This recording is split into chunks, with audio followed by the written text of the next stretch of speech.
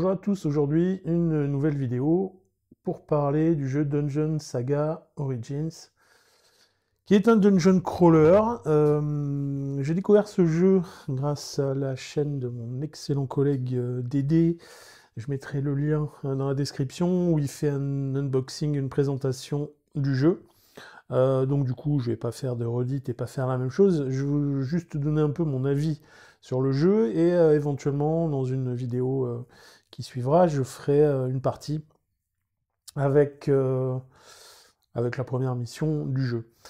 Dungeon Saga Origins, c'est en quelque sorte un reboot d'un jeu qui existait déjà, qui s'appelle Dungeon Saga, auquel moi j'avais jamais joué, qui est donc un dungeon crawler, un peu classique comme on voit souvent, avec des joueurs qui vont jouer un groupe de héros, et un joueur qui va jouer le maître de jeu, qui va gérer le donjon et les ennemis. Donc c'est exactement le principe de Dungeon Saga Origins, sauf qu'ils ont, par rapport au jeu original, pas mal simplifié les règles, changé un petit peu aussi quelques éléments matériels, et on se retrouve avec un jeu, alors j'ai pas joué au premier, mais de ce que j'ai compris, visiblement plus simple, plus fluide. Et pour l'avoir essayé, c'est vrai que c'est pas mal, ça fait beaucoup penser à HeroQuest, on va dire, un petit peu plus subtil sur certaines parties, donc peut-être même un peu mieux qu'HeroQuest, on va voir pourquoi. Moi, évidemment, je vais surtout me concentrer sur la partie coop et solo du jeu, et on verra comment ça tourne, comparé, toujours pareil, à HeroQuest, qui est, je pense, le jeu avec lequel on peut le comparer le plus facilement. Donc, on voit qu'on se retrouve, comme souvent dans ces jeux, avec des héros, qu'on va gérer 4 héros, et la ressemblance avec HeroQuest là est assez frappante, je dois dire, puisqu'on se retrouve avec à peu près une équipe de départ, qui est celle d'HeroQuest, c'est-à-dire un barbare, un magicien, un elfe et un nain. Donc, après, c'est un groupe assez classique dans ce genre de jeu. Alors, beaucoup de figurines. Moi, j'ai pris la version, comment ils l'appellent, légendaire, je crois, Legendary. Ouais, Legendary Edition. Donc, il y a énormément de figurines, une centaine de figurines. Ça, j'avoue que c'est pas trop, pas trop le genre d'achat que j'ai envie de faire. Là, maintenant, j'avais dit, moi, je me concentrerai sur des jeux où il y a plutôt des standees en carton que des figurines. Elles sont très jolies, les figurines. Elles ont un défaut, à mon avis. Alors, elles sont très jolies, très détaillées, elles sont mieux que les figurines d'HeroQuest. Elles ont, encore une fois, si vous voulez les voir en détail, je vous renvoie à la vidéo dont je mettrai le lien en description. Oui, donc elles ont un défaut, à mon avis, c'est qu'elles sont toutes grises. Donc, contrairement à maintenant, ce qui se fait quand même pas mal dans les jeux, c'est d'avoir des couleurs de plastique différentes, notamment pour les héros, mais aussi pour les différents types de monstres, d'ennemis. Là, c'est pas le cas, c'est tout le même gris. C'est vraiment un jeu où je pense que il faudrait peindre les figurines. Je me pose la question de savoir si je vais pas me remettre un peu à la peinture, quitte à peindre ça rapido, presto, pas forcément super bien, mais c'est vraiment ces figurines-là et ce jeu-là donnent envie de peindre. Donc j'en montre une vite fait comme ça c'est le magicien.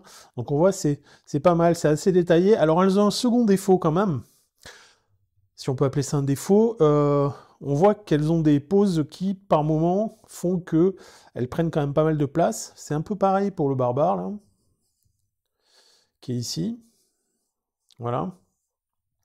Et donc, c'est pas forcément simple, vu la grandeur des cases, de faire tout tenir sur le plateau, notamment là, par exemple, on va pas bien voir, mais on va le faire ici.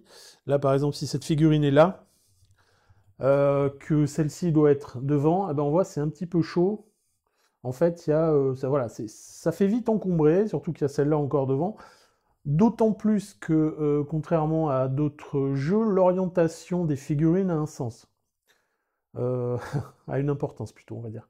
L'orientation des figurines a une importance, et donc, c'est pas pareil. La figurine ne sera pas considérée comme étant placée de la même façon si elle est orientée dans ce sens ou dans ce sens, enfin voilà. Pareil, certaines sculptures de figurines permettent pas forcément très bien de déterminer dans quel sens se trouve la figurine. Alors là, on peut imaginer que c'est l'avant de la figurine, c'est là où pointe la hache. Mais voilà, quelques petits trucs comme ça. C'est pas très grave. Franchement, avant, il paraît que, d'après ce que j'ai compris, l'ancienne version, mais un peu comme HeroQuest, hein, toujours pareil, proposait des socles carrés. Ça aurait été beaucoup plus simple, en fait, pour déterminer l'avant, l'arrière des figurines. Mais bon, en gros, voilà, il y a moyen de s'en sortir, notamment si on regarde pour l'elfe. Bon, ben là, ça laisse pas la place au doute. Quand elle est orientée comme ça, on voit bien qu'elle est l'avant, là on voit le côté, et là elle est de dos. Voilà. Donc, on a affaire à un jeu très simple, comme je disais, avec une activation, un résumé des actions de tour qui ressemble beaucoup à plein d'autres jeux, et notamment, encore une fois, HeroQuest, avec dans une phase d'action, on a d'abord un mouvement et une action, ou une action, puis ensuite un mouvement. Truc qu'on retrouve vraiment dans beaucoup d'autres jeux. Au niveau des personnages, ils ont ici leur point de vie, ils ont ici leur point de mouvement. Ça, c'est leur valeur de corps à corps, de combat, on va dire. Ça, c'est valeur de combat à distance. Et ça, c'est leur valeur de défense. Les combats, c'est très simple.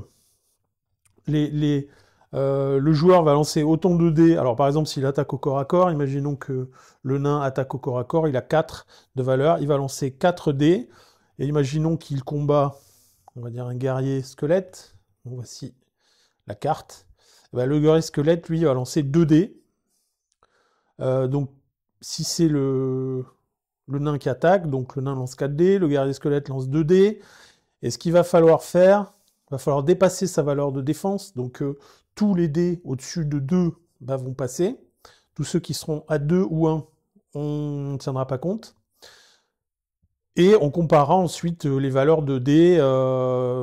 Il faut arriver à lui faire des dégâts.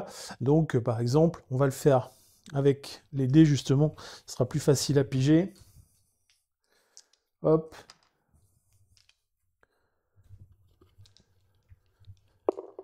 Voilà. Si je lance des dés comme ça, donc là ici, j'ai 4 touches, puisque tous ces dés sont au-dessus de 2. Là, on voit que le squelette, il a fait un 1 en défense. Alors, ils ont une particularité, les squelettes, ils peuvent relancer un de leurs dés qui aurait fait 1. Donc, on va le relancer. Donc là, il a fait 2, voilà. Et ensuite, on aligne par paire, du plus haut au plus petit, les dés, entre ces dés et les dés de l'ennemi. Donc là, le plus haut, c'est 3, et ensuite, il a 2. Donc, quoi qu'il arrive ici, mon squelette, il est tué, puisque là, déjà, il n'arrive pas à contrer les 2 plus forts, et même, il en reste 2 autres derrière, qui passent aussi, puisqu'elles sont au-dessus de sa valeur de défense de 2. Sachant que, pour les petits mobs comme ça, il faut, pour les éliminer, leur infliger autant de blessures que leur seuil de dégâts. Donc là, pour le guerrier squelette, j'ai lui infligé 2 blessures. Il en a eu 4. Il est éliminé. Pour les ennemis, pour les héros, quand les ennemis attaquent, c'est différent. Chaque touche leur fait baisser un point de vie comme ça, jusqu'à arriver ici à KO. KO, la figurine est couchée. Et chaque héros a un jeton comme ça, qui lui permet de revivre. Ce jeton, il le donne au maître de jeu, qui le retourne, et ça donne au maître de jeu ce jeton-là, qui est un jeton interruption, qui permet de jouer pendant le tour des joueurs. Voilà, sous certaines conditions. Je ne vais pas tout détailler là, mais c'est pas trop mal fait, ce truc-là. Alors, bien sûr, les héros, ils ont chacun des règles spéciales, ils ont potentiellement des prouesses. En gros, chaque héros a 2 prouesses possibles. On choisit au début du jeu celle qu'on veut utiliser, soit implacable et on retourne, soit coup de bouclier. Bon là j'ai choisi implacable, qu'on ne peut utiliser qu'une fois par partie.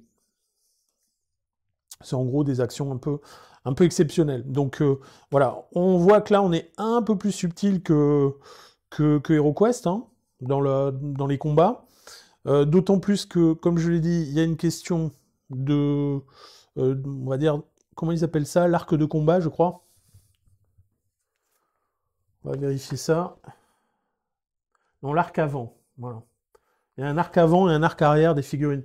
Donc en gros, il y a des bonus et des malus. L'arc avant, c'est toutes les cases qui font le tour de la figurine, c'est-à-dire les 3 qui sont devant et les 2 qui sont sur le côté.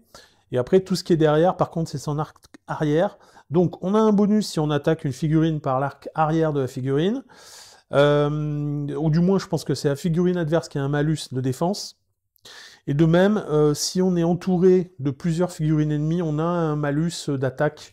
Enfin bon, c'est des trucs plutôt simples à gérer. Donc le jeu, on voit, ils ont pris le parti, parce que dans ces jeux-là, en gros, il n'y a pas 36 solutions, il y en a 3 pour ce qui est d'exploration du donjon. Soit on a un truc qui est déjà préparé à l'avance, qui est déjà posé à l'avance, façon HeroQuest par exemple, où on a une surface de jeu, une superficie qui est toujours la même. Après, ça va être les chemins pour la parcourir, les portes qui ne sont pas placées au même endroit, qui de partie en partie vont différer, mais en gros, le plateau de jeu change pas. C'est ce qui est un peu dommage dans HeroQuest, c'est que on est toujours perpétuellement dans les mêmes décors. Dans le même décor même, parce qu'il n'y en a qu'un. Alors même si certaines extensions font apparaître quelques cases différentes qu'on va placer à certains endroits, mais c'est... Voilà. Globalement, on est toujours sur ce plateau de jeu, ça reste vraiment très basique. On a ensuite une méthode façon... Par exemple, les jeux de plateau Donjons et Dragons, où là on va découvrir petit à petit un donjon de façon un peu aléatoire. Ça, c'est assez sympa. Ce côté découverte-là, il est vraiment sympa. C'est un peu, d'ailleurs, je crois que c'est aussi le cas de Dungeon Saga, le premier, ou Advanced HeroQuest, ou des trucs comme ça, où on va avoir des... Et aussi Shadows of Brimstone, par exemple, où on va avoir des couloirs, des pièces qu'on va aller chercher au fur et à mesure de notre avancée, ce qui va permettre de construire le donjon. L'avantage, c'est qu'on a vraiment le côté découverte. On va dire l'inconvénient, c'est qu'à gérer, c'est plus lourd, c'est un peu plus chiant, il faut aller chercher les différents trucs, bon... Là, ils ont pris une autre... c'est la troisième façon de faire, qui est la leur. Ils ont pris un peu exemple sur Zombicide, avec des dalles, comme ça, des tuiles, recto-verso, numérotées, et qui permettent de créer des donjons modulaires. Le donjon, il est posé au début du jeu comme ça, mais finalement, on va l'explorer quand même au fur et à mesure, puisque on ne sait pas exactement, là par exemple, pour le premier scénario, ici c'est bloqué. Ici il y a un éboulement, c'est bloqué, on ne peut pas passer par là. On a une porte ici, donc on va pouvoir passer par là. Cette pièce-là, il n'y a aucune porte, donc on ne va pas pouvoir y rentrer, en tout cas pas par là. Donc voilà, donc ça allie le côté découverte d'un donjon, mais un côté beaucoup plus pratique, je dirais, où on n'a pas les farfouiller pour trouver des morceaux de tronçons, de couloirs et tout pour construire son donjon. Globalement, j'adhère assez, d'autant plus que je trouve qu'elles sont très jolies, ces tuiles. Ce qui donne encore plus, d'ailleurs, aussi envie de peindre, d'ailleurs. Parce que, par exemple, les tuiles de Donjons et Dragons, elles sont un peu dégueulasses, elles ressemblent à rien, elles sont quasi monochromes. Là, elles sont colorées, il y a pas mal de détails dessus, donc c'est assez cool, quoi. Voilà. On va donc, comme ça, pouvoir avoir un semblant, quand même, de renouvellement à chaque partie, d'autant que des tuiles, il y en a quand même pas mal, je vais pas compter. Je ne saurais pas dire, ça c'est pareil, je vous renvoie la vidéo de Dédé, qui détaille tout ça. Mais il y en a pas mal, et elles sont recto verso, donc il y a de quoi faire. Dans la boîte d'ailleurs du Dungeon Saga Legendary, il y a donc le jeu de base, plus les différentes extensions. En gros, je crois qu'il y a 4-5 campagnes, donc c'est pour ça qu'il y a aussi beaucoup de figurines. Voilà, on verra. Moi j'ai fait un peu je me suis un petit peu fait la main sur le premier scénario, que je referai je pense en vidéo, et ça tourne plutôt pas mal, tout ça, puisque la deuxième partie de ce que je veux aborder, ce dont je voudrais parler, c'est la partie solo et coop du jeu. Alors, on est, comment dire, on est dans une version différente de la façon dont c'est appliqué dans HeroQuest. Dans HeroQuest, ils ont vraiment tout misé sur l'application. Alors, c'est plutôt pas mal fait, alors il y a des bugs, il y a tout ce qu'on veut, mais malgré tout, on peut vraiment jouer en solo et en coop avec cette application sans se soucier de gérer quoi que ce soit, puisque l'application gère tout, et à la limite, elle gère trop, parce qu'on est plus souvent sur le nez, sur l'écran de l'application, que sur le plateau. On a beaucoup de choses à gérer sur l'écran. On doit bouger ces personnages sur l'écran, enfin, il y a plein de trucs à faire. Là, ils ont pris une autre optique, qui est de réserver à l'application la gestion de la découverte de la map, en gros. Et c'est très intéressant. C'est-à-dire qu'elle ne, on verra quand on y jouera, mais elle ne fait apparaître que certains tronçons. Alors elle a, bien sûr, toute la map existe en arrière-fond, mais par exemple, au début du jeu, on ne voit que ce couloir. L'application nous dit poser cette tuile-là, et ensuite on ne voit que ce couloir-là, avec ici le blocage et la porte là. Voilà. Et les différents ennemis s'il y a des ennemis. Et quand on va ouvrir cette porte, il va nous dire de placer les ennemis, il va nous dire ce qu'il y a dans la pièce, enfin, nous dire ce qu'il y a dans la pièce, nous montrer par des icônes ce qu'il y a dans la pièce. Donc, en fait, on utilise l'application que pour découvrir petit à petit la carte, et c'est tout. Tout le reste, par exemple, au début du jeu, on nous dit où placer nos héros, et dans ce couloir-là, il y a 2 monstres, je crois, si je me rappelle bien, il y a 2 squelettes, ou quelque chose comme ça. En fait, l'application ne les bougera plus. Elle nous montre où ils sont au départ. C'est ensuite nous qu'allons, grâce à un système automatisé qui est expliqué dans les règles du jeu, bouger tout ça. Voilà. Pareil quand on va ouvrir, il va nous expliquer ce qu'on trouve dans la pièce quand on arrive, mais ce qui va se passer ensuite, c'est le maître de jeu automatisé, comme il l'appelle, qui le gère grâce au mécanisme du jeu. Donc il va y avoir une règle en gros, d'automatisation du maître de jeu, mais qui va vraiment être prise en main par le joueur. Alors, cette règle-là, c'est le côté le plus complexe, entre guillemets, ou en tout cas le moins clair dans les règles. Il y a tout un tas de petits trucs à se rappeler par rapport à la façon dont on doit gérer les ennemis et le maître de jeu. Mais finalement, en jouant, petit à petit, on comprend un peu le principe. Il y a vraiment des trucs à pas oublier. En gros, le maître de jeu, quand on joue de façon automatisée, il a 2 humeurs. Une humeur passive, où il va laisser faire, et certains trucs vont enclencher une humeur agressive, où là, on va pouvoir intervenir pendant le tour des héros. Et c'est pas on va pouvoir, on va devoir. Parce que quand c'est joué par un joueur, il peut intervenir pendant le tour des héros. Je l'avais montré, il a des jetons, alors, qui sont, d'ailleurs je les ai là. Il a, au début du jeu, 4 jetons comme ça qui lui permettent d'intervenir pendant le tour des héros, sous certaines conditions, voilà. Et il en gagne, à chaque fois qu'un des héros meurt, il lui donne un jeton, donc c'est pareil, il peut intervenir, il peut se servir de ce jeton pour intervenir. Une fois que les jetons sont utilisés, par contre, sont utilisés. Donc là, évidemment, quand on joue contre un joueur humain, il va décider à sa guise le meilleur moment pour lui, pour aller emmerder les héros. Là, c'est différent, c'est le maître de jeu automatisé qui va le décider, sous certaines conditions. Voilà. Donc déjà, il faut être passé en agressif, sachant qu'à chaque début de manche, quand tout le monde a joué, on repart en passif. Et puis après, on peut intervenir sous certaines conditions entre le tour de chaque héros et en piochant, en regardant les cartes exploration, la défausse des cartes exploration. Et notamment, s'il y a un petit symbole ici, ça veut dire qu'on va devoir intervenir à ce tour-là. Là, il n'y est pas. Là, il n'y est pas. Là, il n'y est pas. J'en ai eu plein quand j'ai fait. Voilà. Voilà. Ça va nous dire, c'est bon, hop, intervention. On va intervenir pendant le tour des joueurs. Et ça, on va le choper. C'est la carte qui se trouve, la dernière carte sous la défausse des cartes exploration. Après, comment on joue les monstres? En fait, chaque monstre, par exemple ici, le zombie, il a une caractéristique, il est décrit comme étant avec une caractéristique nuée.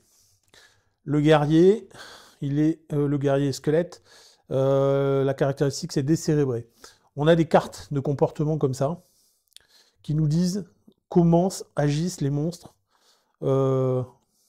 Initiative, ouais, ça c'est le boss, mais là il n'y avait pas de boss. Comment agissent les monstres en fonction de la caractéristique qu'il leur est donnée. Bon, c'est pas très compliqué, c'est même assez bien fait, je dois dire, puisque ça permet d'avoir... parce que des fois, dans ces jeux-là, qui sont pas vraiment faits pour être des jeux en solo, enfin en solo ou coop à la base, on se pose la question de savoir comment on va faire agir les monstres. Alors comme j'ai dit, soit l'application le gère, c'est en ça que par exemple Space Hulk, quand on joue en solo à Space Hulk, toujours compliqué. Moi je partais toujours du principe les Gen Stealers foncent dans le tas et vont attaquer. Mais on peut aussi, parce que c'est des bestioles, quoi, en gros, mais dans des jeux de dungeon crawling, on peut tomber sur des monstres qui sont pas totalement cons, qui sont pas, on peut penser qu'un orc, un gobelin, même si c'est un peu des brutasses, ils sont pas totalement débiles. Donc ils vont pas aller forcément se foutre en danger pour rien. Donc là, il y a un peu de subtilité dans leur façon dans la façon de les jouer, qui fait que on va pas les envoyer au casse-pipe. Ils vont aller attaquer que sous certaines conditions. Ils vont préférer certains angles d'attaque. C'est assez simple, c'est plutôt bien expliqué. Donc globalement, je dirais qu'au final, même si au départ j'étais pas forcément super convaincu par l'application, parce que je trouvais qu'il n'y avait pas grand-chose. Alors sachant qu'en plus c'est pas vraiment une application, c'est un site internet. Je mettrai le lien pareil, je mettrai le lien dans la description. Il faut créer un compte Mantic. Et puis ensuite, on a accès. On peut sauvegarder ses campagnes. Il y a même des petites fiches de personnages où on peut sauvegarder à la fin de la partie. On peut sauvegarder l'or qu'on a gagné, l'expérience éventuellement. Puisqu'on peut monter en expérience, gagner, comme dans tous ces jeux-là, pour ça que j'en ai pas parlé, mais on peut gagner bien sûr du matériel, on peut gagner certaines compétences particulières. Alors, qu'on peut pas utiliser tout le temps, mais qui vont être comme qu'on va pouvoir acheter. Enfin, il y a tout un tas de petits trucs comme ça. Ça peut être sauvegardé via le site internet. Actuellement, je crois qu'il n'y a que 5 missions sur le site. À terme, ils ont prévu de toutes les mettre. On verra. J'espère qu'ils le feront, parce que ça serait dommage sinon de ne pas le faire. Parce que, contrairement à, comme je disais, à ma première impression, je trouve qu'au final, ça fonctionne plutôt bien. Et notamment, ce qui fonctionne bien, c'est le fait que c'est vraiment...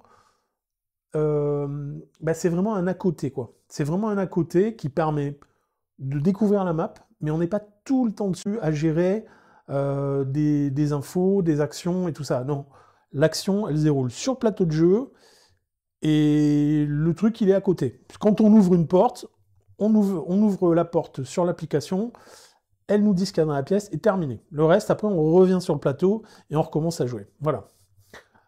Donc, au final, pour ce que j'en ai fait, là, comme j'ai dit, j'ai un peu déballé le tout. Le matos, c'est très joli. Moi, j'aime bien. Les figurines, vraiment, ça donne envie de les peindre. On verra si un jour je m'y mets. Mais plutôt une très bonne impression, vraiment. C'est pas donné, évidemment, hein, comme tous ces jeux-là. Surtout la version Legendary, là, c'est un prix assez élevé. Mais bon, voilà, quoi. Il n'y aurait pas eu des figurines en plastique, ça m'aurait pas dérangé. Et après, pour le reste, je trouve que le système de jeu, il tourne, il n'y a aucun problème. Le seul truc qui m'a un peu fait prendre la tête au départ, c'est toute la version automatisée, donc du maître de jeu, mais une fois qu'on a fait plusieurs tours et qu'on a compris le principe, pour peu qu'on n'oublie pas certains trucs qu'on a vite fait d'oublier, ça marche vraiment plutôt bien. Et voilà, là, comme ça, j'aurais tendance pour des joueurs qui ont envie de jouer à autre chose qu'un jeu de plateau classique, on va dire, façon HeroQuest notamment, j'aurais plutôt tendance à conseiller ça, moi. Je trouve que c'est plus sympa. Évidemment, en plus, il est en français, donc ça, c'est la très bonne nouvelle, parce qu'il y a finalement pas mal de dungeon crawlers qui existent, mais ils sont en anglais, donc ça aussi, ça devient un peu rédhibitoire, je trouve. Un peu pénible, parce que, voilà, quoi, il faut starter les traductions, il y a des personnes avec qui on peut pas jouer parce qu'elles parlent pas anglais, donc là, tout est réuni, de mon point de vue, pour en faire un bon dungeon crawler. En tout cas, la première impression, elle est très positive. Après, à voir sur la durée, sachant que il y aura quand même du renouvellement, parce qu'il y a beaucoup de monstres, les plateaux sont modulables, mais il faut garder en tête que pour des gens qui ont vraiment de la bouteille, et qui ont joué à beaucoup de dungeon crawlers un peu compliqués, on va dire, ça reste un jeu simple. Mais aujourd'hui, j'ai tendance à privilégier ça, moi, la simplicité. Comme ça, déjà, je me prends moins la tête sur les règles, et je passe plus de temps à m'amuser qu'à essayer de comprendre comment le jeu fonctionne. Voilà. Donc, je m'arrête là pour la présentation. On se retrouvera peut-être sûrement dans une autre vidéo pour le premier scénario du jeu, en version automatisée, pour voir comment ça marche. Ciao!